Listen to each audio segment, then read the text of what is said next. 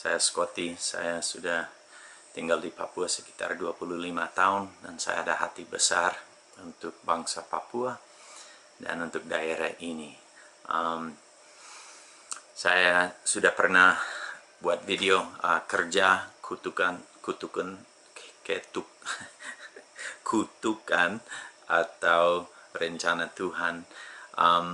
Saya baru datang, saya baru dari Wamena tadi malam, 2 hari di Wamena dan balik ke Bokendini, dan saya hati berat karena selama saya di Wamena saya lihat pemuda-pemudi, anak-anak asli Papua hampir semua hanya duduk santai, cerita, merokok, makan pinang, habiskan uang dan habiskan waktu secara non-produktif.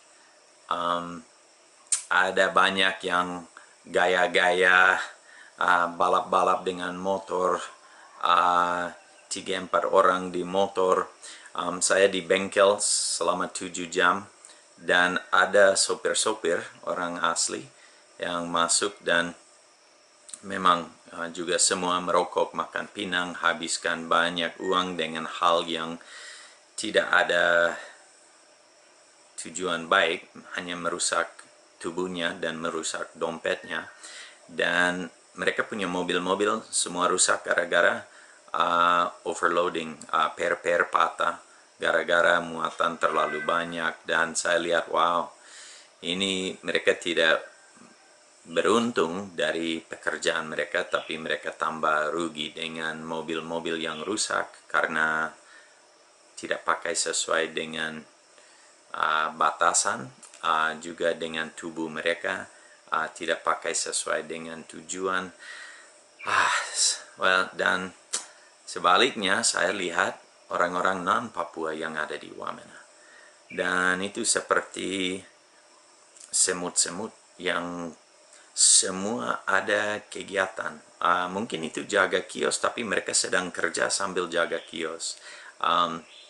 Di mekanik di situ, di bengkel di situ, mekanik-mekanik semua dari Sumatera dan semua sibuk kerja pagi sampai malam, 6 hari seminggu. Mereka sangat-sangat produktif. Dan saya ada berpikir, kenapa ada perbedaan ini? Baru yang saya pikir itu kembali ke sistem pendidikan. Di bengkel saya tanya mekanik-mekanik yang kerja mobil saya, mereka hanya selesai SD dan langsung mulai kerja dengan orang tua, ternak babi, ternak petani, dan lain-lain. Tapi sejak kecil mereka tahu, mereka punya tujuan hidup, itu kerja, itu buat sesuatu, menjadi produktif, kerja untuk dapat sesuatu yang bisa dipakai untuk mereka punya keluarga, untuk bangsa, untuk negara. Dan pola kepercayaan itu sudah ada di dalam mereka walaupun mereka tidak masuk SMP, SMA. Tetapi SD mereka jalan baik. Tujuan pendidikan itu untuk siapkan orang untuk menjadi produktif, untuk menghasilkan sesuatu.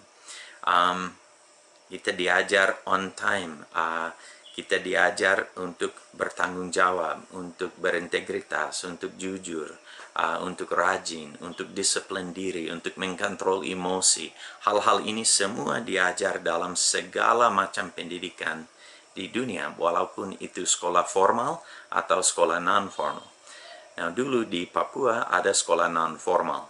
Itu anak laki-laki ikut bapak dan om dan kakak dan belajar kerja, belajar budaya, belajar semua hal yang diperlu untuk menjadi anggota produktif di dalam dia punya suku, fam, dan daerah. Anak-anak perempuan ikut mama-mama dan tante dan kakak perempuan dan belajar untuk menjadi seorang produktif. Tetapi sejak Otsus sistem pendidikan di Papua sudah hancur dan tidak jalan. Baru anak-anak tidak ikut, mereka punya orang tua, keluarga lagi, tapi di sekolah juga, sekolah tidak ada kegiatan. Jadi anak-anak belajar apa? Mereka belajar malas, mereka belajar tidak usah bertanggung jawab, mereka belajar hanya main-main. So, mereka ke sekolah tidak ada guru, jadi mereka ke kali, mandi-mandi, main dengan teman, dan main sepanjang hari. Baru kenapa kita bisa kaget pada waktu mereka menjadi pemuda sekarang, umur 15 sampai 30, dewasa muda, mereka juga tidak tahu kerja dan tidak mau kerja. Mereka hanya mau main dan mau cari jalan yang paling gampang. Karena sistem pendidikan non-formal tidak ada lagi di daerah-daerah kami. Baru sistem formal juga gagal total. So anak-anak bebas untuk ikut mereka punya mau. Apa yang ada sekarang lanjut, masa depan Papua akan seperti apa? Ada banyak migran yang datang dan mereka siap kerja dan usaha. Sambil kami siapkan generasi orang-orang asli di sini yang tidak akan kerja. Kita harus berpikir baik-baik mengenai ini, karena ini masalah besar. So, bukan tujuan saya untuk menjelekkan, saya sebagai orang luar ada pendapat dari luar.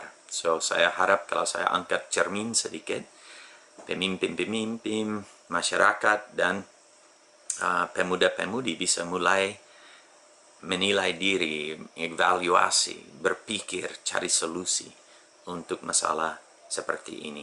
Menurut saya lebih baik semua sekolah yang tidak jalan tutup saja, anak dikembalikan ke orang tua dan mereka kerja dengan orang tua. Baru mereka akan menjadi anggota-anggota rakyat yang sangat produktif untuk masa depan Papua. Tetapi kalau tanya pemuda, remaja sekarang mau jadi petani, tidak, harus keringat, itu panas, mereka tidak mau kerja. Tapi mereka belum siap untuk pekerjaan lain karena belum tahu matematika, belum bisa dagang, belum bisa apa-apa, karena mereka tidak ada pendidikan untuk siapkan mereka untuk hal lain. Tapi kalau mereka ikut bapak dan mama, mereka bisa menjadi tukang sensor, jual kayu, mereka bisa menjadi petani, mereka bisa ternak, dan itu seorang sangat produktif. Ingat, pekerjaan pertama yang Tuhan ciptakan itu seorang petani. Oke, terima kasih banyak. Maaf, harap tidak ada yang tersinggung. Saya sangat peduli dan mau lihat masa depan di Papua sangat cerah dan baik.